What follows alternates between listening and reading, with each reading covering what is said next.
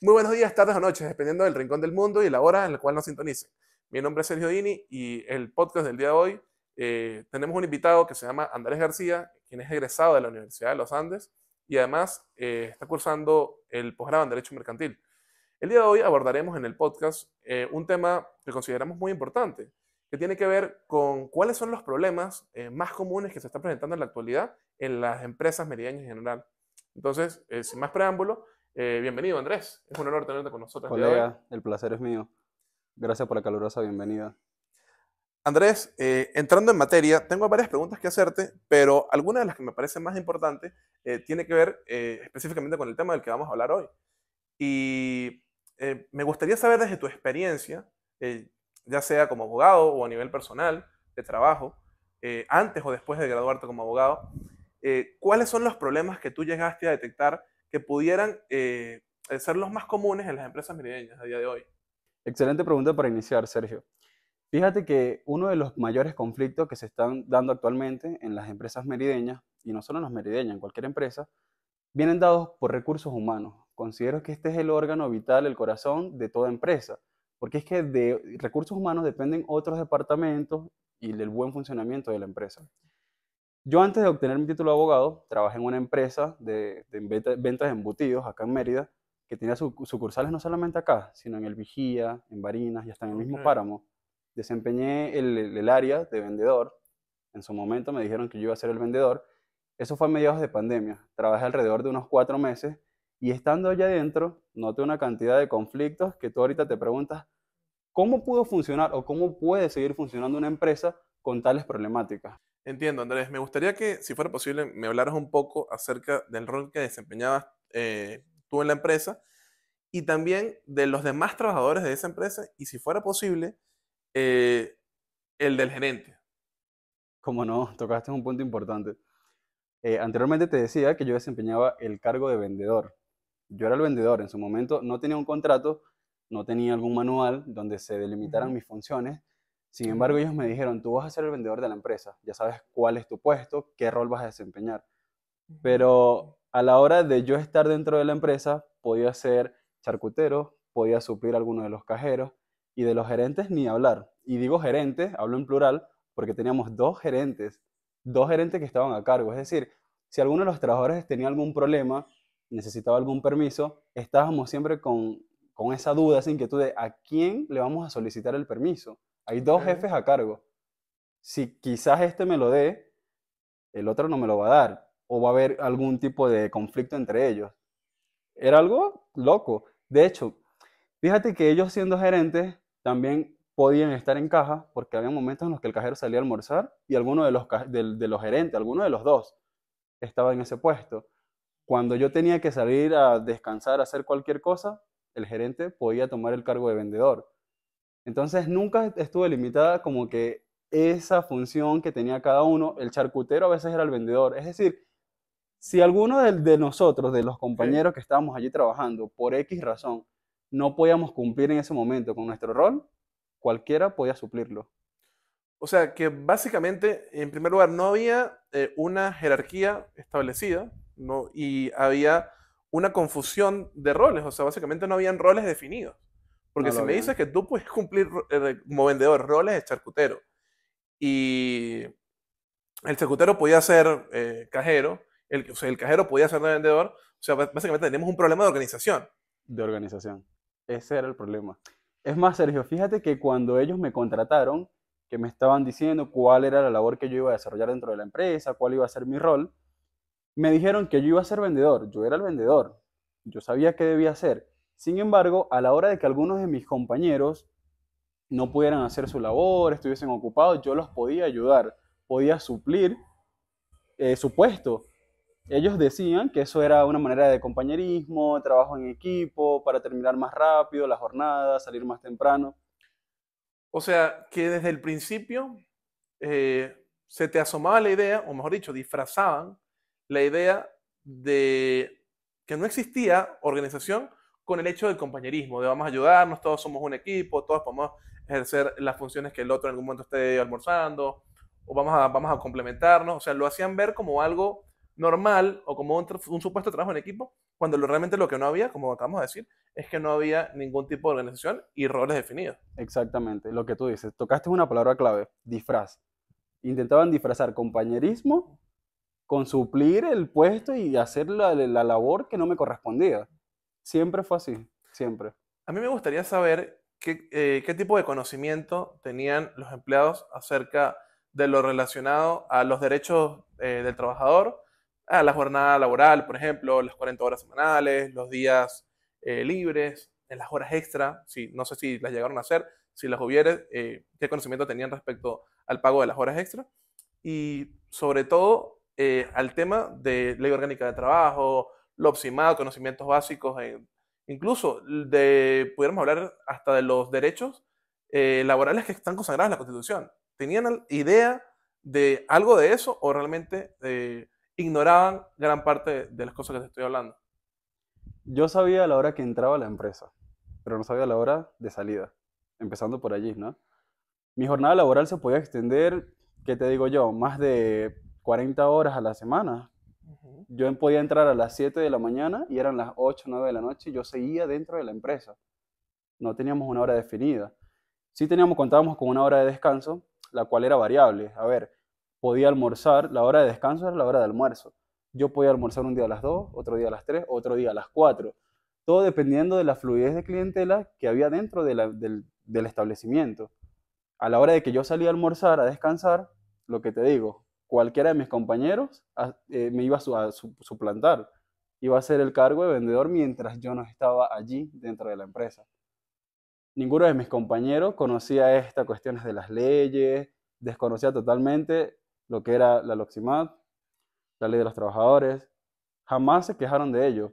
Claro, llego yo a la empresa, un estudiante a punto de graduarse de abogado, tenía un poco de conocimientos, ellos no sabían que había un manual de seguridad, no, desconocían totalmente las leyes del trabajador.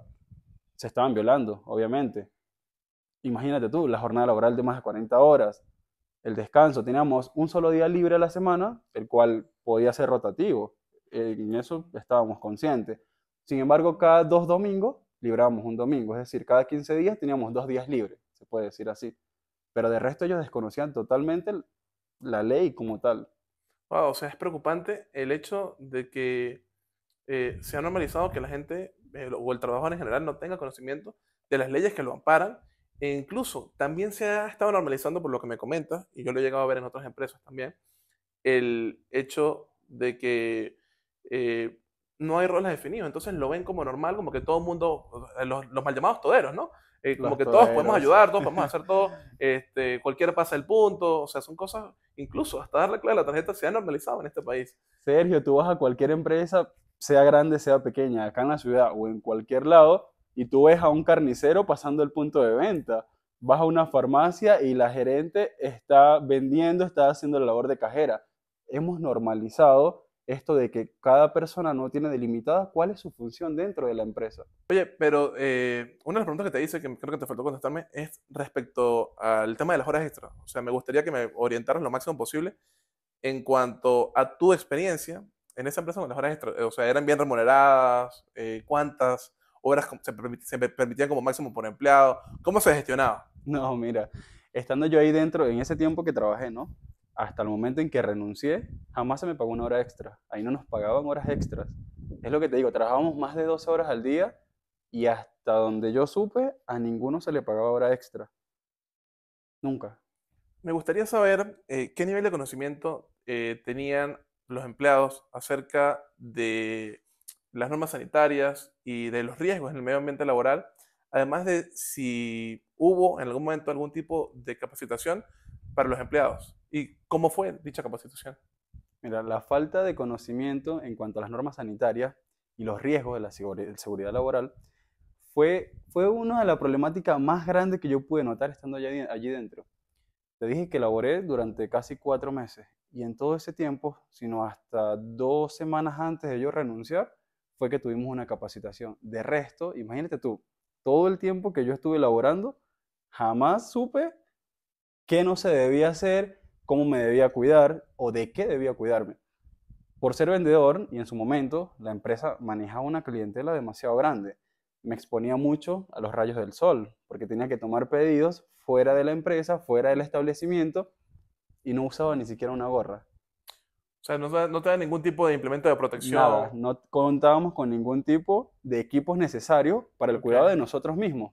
Un charcutero, por ejemplo, no tenía zapatos de seguridad o zapatos en su defecto de estos de caucho, Claro, y eran los propensos a largos, las resbalarse botas. seguramente cerca de cuchillas o algo que pudiera herirlos. Exactamente, exactamente. No contaban con ningún tipo de instrumento, de herramienta, de equipos, nada.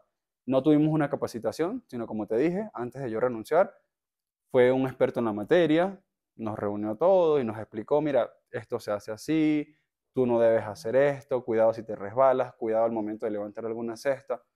De resto nadie sabía nada y nunca lo preguntaron. Yo tampoco lo pregunté. Yo dije, bueno, sálvese quien pueda. Yo aquí me voy a cuidar mi salud. Intentaba aplicar mi protector solar, comprado por mí, ¿no? Pero de resto, ellos en ningún momento nos prestaron esas herramientas para nosotros trabajar como se debe. Andrés, ahora que hemos hablado de la problemática en general y de los conflictos que se suelen presentar en la empresa merideña, tanto en la empresa que tú trabajaste como en muchas otras que son de diversa índole y que pudieran ser similares, me gustaría saber cuáles consideras tú, que desde tu punto de vista, ya hoy en día como abogado, anteriormente como trabajador, que pudieran ser algunas de las soluciones más idóneas y también el método que aplicarías para solucionar los conflictos de los cuales ya hemos hablado en este podcast.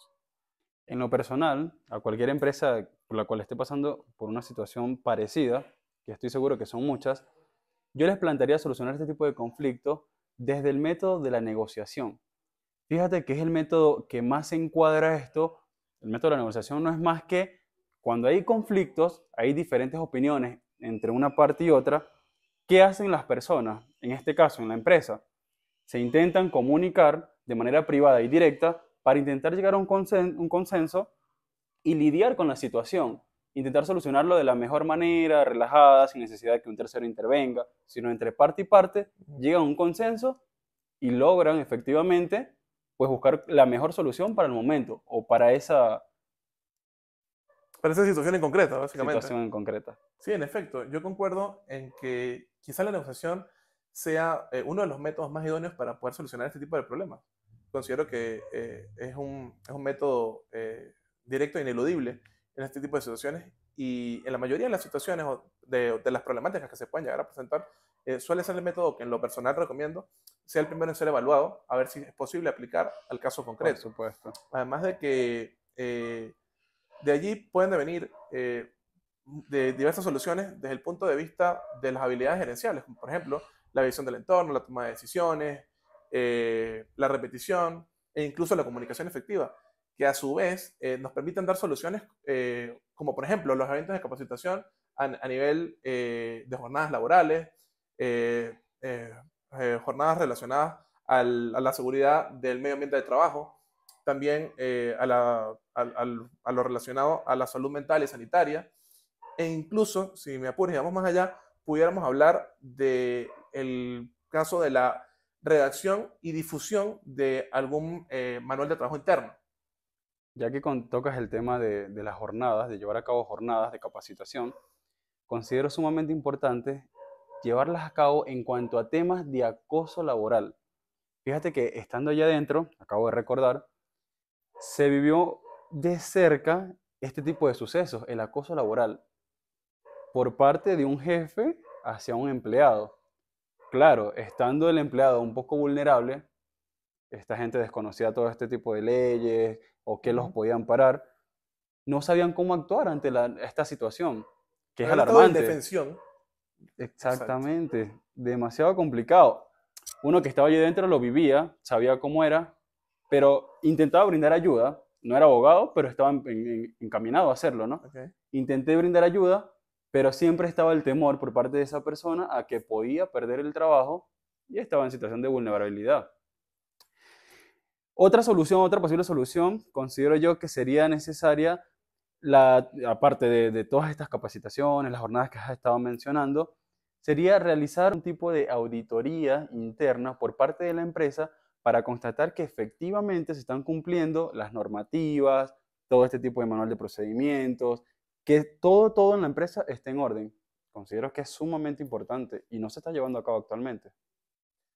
Y otra de las soluciones, y para terminar, creo que es menester mencionarla al menos o hablar un poco de ella, está relacionado al hecho de delimitar las funciones o los roles de cada uno de los trabajadores, porque hablamos mucho de que los trabajadores suelen cumplir muchas funciones y eso se está normalizando. Pero yo creo que ese problema se solucionaría si se establece específicamente cuáles son los roles de un trabajador y garantizar una fiscalización para que este trabajador y cada uno de los trabajadores se limite a cumplir con sus funciones y no intente abarcar cosas para las cuales no está Y capacitado. responsabilizarse de ellas, Por supuesto, por responsabilizarse. supuesto. No te conté algo, pero aquí como para finalizar. Fíjate que hubo momentos cuando yo recién estaba llegando a la empresa, los cajeros, al momento de cuadrar cajas, el dinero que faltaba, ellos lo cuadraban ¿de qué manera? Descontándosela a todos los trabajadores, a todos. Me incluían a mí como vendedor, al Sin tener gerente, absolutamente nada que ver en lo con el campo de trabajo absoluto, de ellos. exactamente. A ver, el área de caja, ¿a quién le corresponde? Al Cajero cajero. únicamente, Él es claro. quien debe responsabilizarse. Si las ventas bajan, ¿quién es el El responsable? vendedor. Yo soy el vendedor. Si la merma de algún producto no da con las cifras que se ven con las estadísticas, ¿de quién es la culpa? Del charcutero. Correcto. Entonces, ese punto que tú tocas de delimitar las funciones es sumamente importante. Y yo pienso que un punto que puede ir concatenado o aunado a este del cual estamos hablando, tiene que ver con el tema de la jerarquía. O sea, tiene que haber una jerarquía clara. Por ejemplo, me cuentas que habían dos gerentes. O Dos. sea, no tiene ningún tipo de sentido. Ok, si uno no puede, me imagino que habrá otro que lo pueda suplir. Pero no pueden coexistir o no deberían coexistir dos máximos jerarcas en una organización. Tiene que haber una, como te digo, tanto la delimitación de funciones como una jerarquía. Pero bueno, en pocas palabras creo que hemos podido cumplir con todo lo relacionado a la problemática y hemos dado Sí, claro. algunas soluciones que considero han sido suficientemente explicadas y es por eso que creo que debo decirte que ha sido un placer tenerte en el podcast el día de hoy. Entonces, El espero placer ha tenerte sido mío, pronto en la Sergio. próxima edición y esto ha sido Entre Dos Jóvenes Abogados. Un placer, Andrés. Un placer, Sergio.